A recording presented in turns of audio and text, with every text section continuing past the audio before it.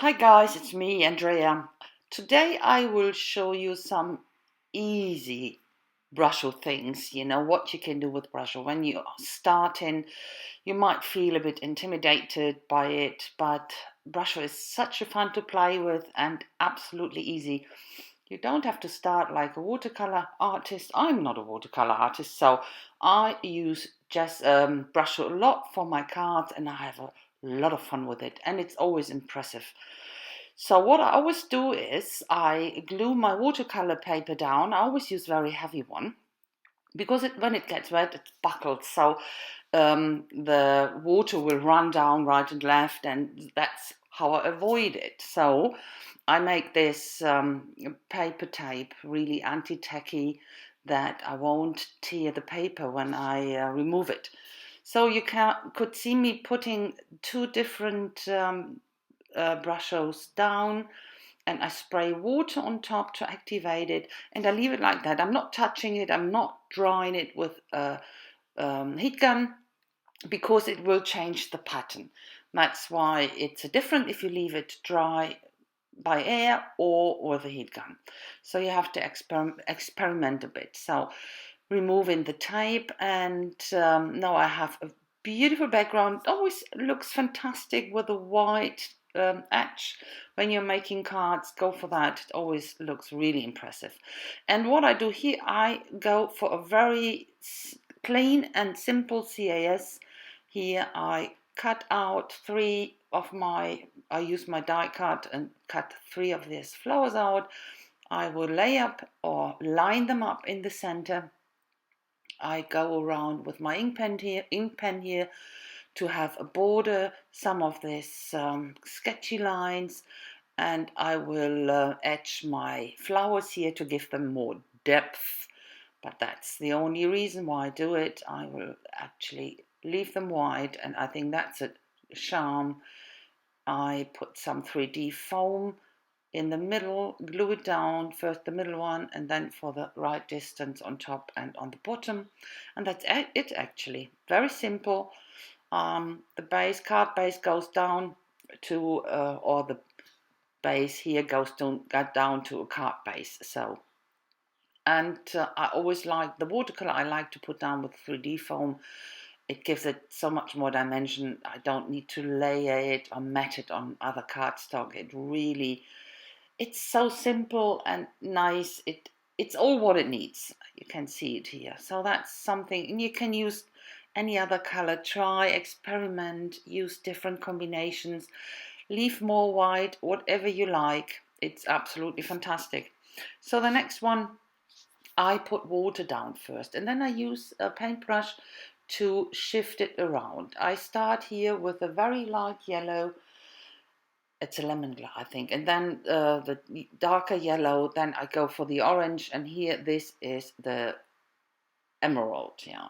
I overdid it a bit with the emerald, but I go on top, spray a bit more water, and then here I go and try to give it the right direction with a bit of water on my brush, but work better with a dab in it, or dab my thing where I glued it down on this board to let the water drop. And I wanted to have a bit of red. That is a very rich one. Can't remember which it is. It's not crimson, or is it scarlet? No, it's crimson, I think it is. Yeah, very rich. So removing carefully this tape, and I tear it here on the left. But I will fix that later. When you make mistakes like that, it's not a problem. Be creative. You can see it here. Yeah, but I will fix that. So I'm sketching down now. What do you think? You can't see it yet, but a little devil, with this background. I thought that looks like a bit of a fire, and that's why I thought a devil would be great. Peeking over, you can see the little hands coming over that edge. So, and I use bleach here. That's fresh from the bottle. I always put it in this little thing. It needs to be fresh. It needs to be really fresh. Otherwise, it evaporates quite quickly and it's losing its bleaching ability. So that's what you need to think about.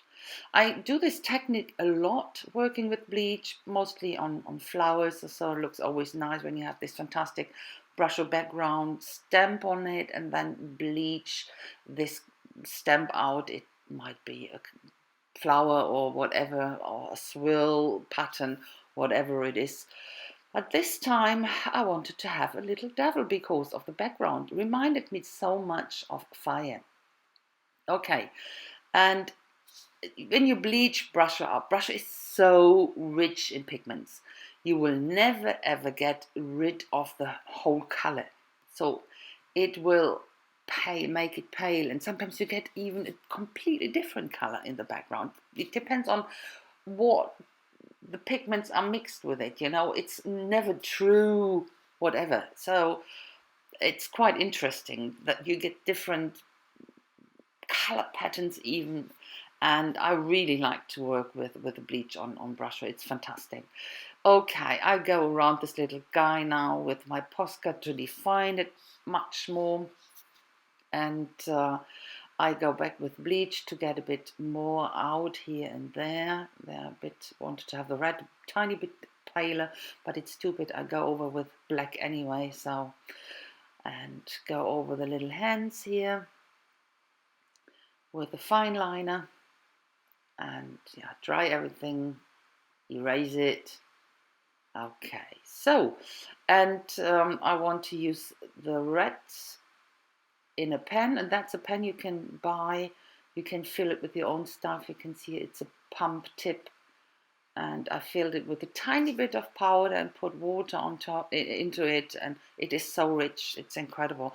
I even have sprays, little spray bottles. Put a little bit of Brusho in and fill it up with water. There are endless possibilities, believe me. So the little guy gets black hair. My Posca is not working properly, I think, almost empty. Okay, so and now I fix this torn paper here. I simply sketch a little tail, a little devil tail, and use my red mixed in my little pen here, dry it, and then go around the edge with my Posca again. And that's it. Simply covered. No one will ever know. Bit of shading in its face, and use my charcoal here, very soft one. Yeah, a bit of here and there. It needed, of course, red horns, and it's lighter than the background. That's okay. It's not really standing out, but it's not necessary. Again, some loose borders. It always looks so much nicer if you keep something sketchy and loose. And now I go in with my white Posca, put some highlights on here and there. But that's it. I will write something down here, and loosely little devil, and that's it. And I will have a look who will get that. There's always an opportunity to give that away. And I do pretty much the same. It's heavy watercolor paper, looks best without matting, especially when you work with watercolor media on top, and when you have put a frame on with your pen, simply on 3D foam and glued onto the card. You can see little devil. As again, keep it sketchy, very loose, that it fits with the style of the frame. And this is the little devil. It looks a bit too friendly, doesn't it? Okay, so I will show you a third one now. And this is a completely different technique. It's an acrylic glazing liquid. I put that right down on my craft mat on the right. So, and now I use different Brushos in blue, and it's a lighter one on the bottom, darker one in the middle, and on top it's a even darker one. You won't see it that good, so that's why I introduce afterwards a third color. You will see. So what I do now, I take a brush, dip it into the glazing medium, and then I go over the color or over the Brusho. But you can see it in real life. You could see the difference, the transition, but not on camera. But I wanted to have a much bigger transition, so, or much stronger transition. So that's why I went in with my, was it sea green or emerald? Doesn't matter, with a green. And again, use my brush and go over and then blend it into the blue. And what I like with this technique is that you have these strokes where the Brusho is a bit darker, a bit more concentrated. I love that. And I must admit, it's not my technique. First time I saw that was on the YouTube channel from Simon Says Stem. So YouTube channel, you have a look. They've done that. They have a really good artist, mixed media artist there. She's fantastic, and she used that. So there, where I saw it long. It's a last year, half a year, don't know, or longer even. So I thought it was still wet enough, and I could remove some through the stencil. And it's not a stencil. I cut out some flowers here. And I thought, oh, that might look nice, but even I there damaged the paper a bit.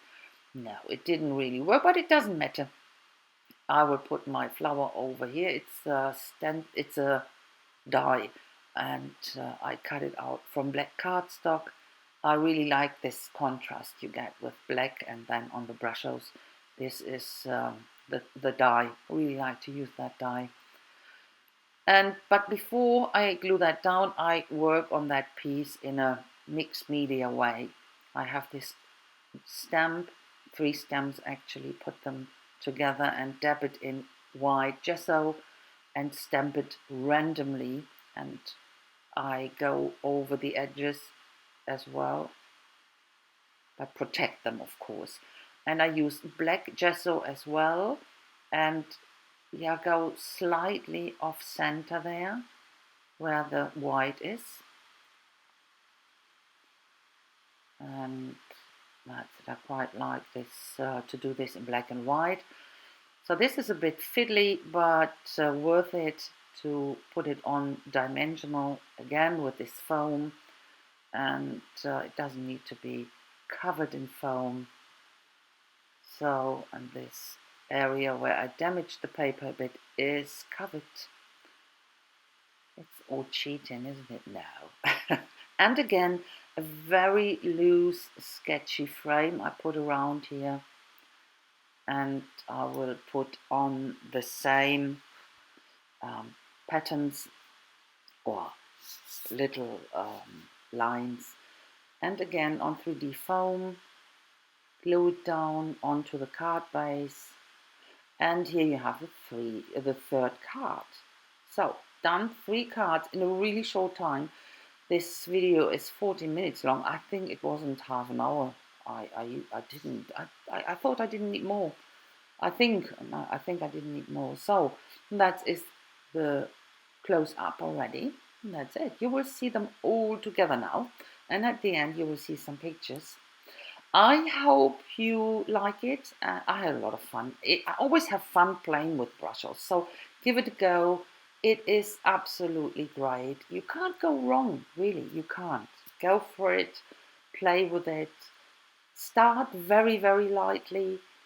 When you need more, you can always put more on top, but you can't take it away. Okay, you can dab it off a bit, but that's it. So, I thank you a lot for watching, guys. Have a lot of fun. Thanks a lot, and have a fantastic time, guys. Bye-bye.